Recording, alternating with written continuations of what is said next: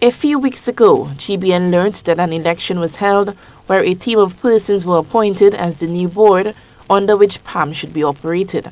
However, this process, we further understand, was challenged by another group of persons who were formally appointed to care for PAM's affairs. GBN News understands that government has now intervened and appointed auditors to look into reports of financial wrongdoings there. The team on Friday met with PAM with Tyrone Buckmeyer along with other persons appointed during the disputed recent elections. Buckmeyer spoke to GBN about the meeting with the auditors. This morning, the current chair, Mrs. Robinson, received a letter from the Ministry of Social Development from the Permanent Secretary outlining a number of documents and so on that have not yet been handed over to the auditors so that the audit of PAM can continue. So the auditors have asked to meet with the group that was elected on the 12th of March. So Mrs. Robinson and myself and the 3 other board members are here this morning. We have just gained access to the manager's office and are in the process of handing over a lot of the required documents to the auditors who are with us at the moment. He says unpaid bills have led to the disconnection of essential services, which affected students' ability to sit CXC recently. Traditionally, the staff of PAM would have been paid on the 26th of the month. The staff was only actually paid on Tuesday, the 7th of May for the April salaries, and that was the St. George's staff. The staff in the Grenville branch were paid on Thursday. So why is this happening?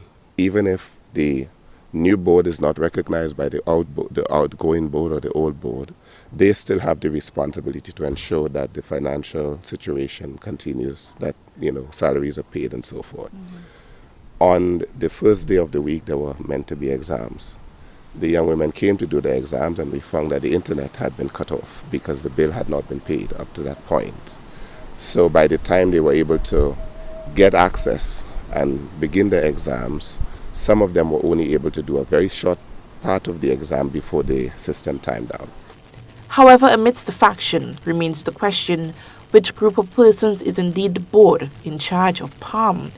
GBN News was advised that members of one group has sought legal advice on the way forward.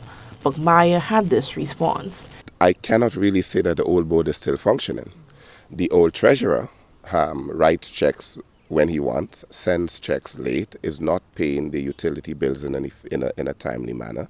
The old administration, so to speak, the chairperson, the interim chair who was voted out on the 12th of March, has barely set foot on the premises of PAM since the 12th of March. The manager who that interim chair contracted on the 1st of March has not set foot on PAM since the 12th of March. The administrator and secretary who were here left, effectively abandoned their positions around the 14th, around the 12th or 13th of April and have not yet since set foot on the premises of PAM. So our group is operating in a vacuum, in the sense that we're not in a vacuum, we're filling a vacuum. GBN sought to get clarity from a member of the group seeking legal direction. We were promised a later interview. Eugenia Peters, GBN News.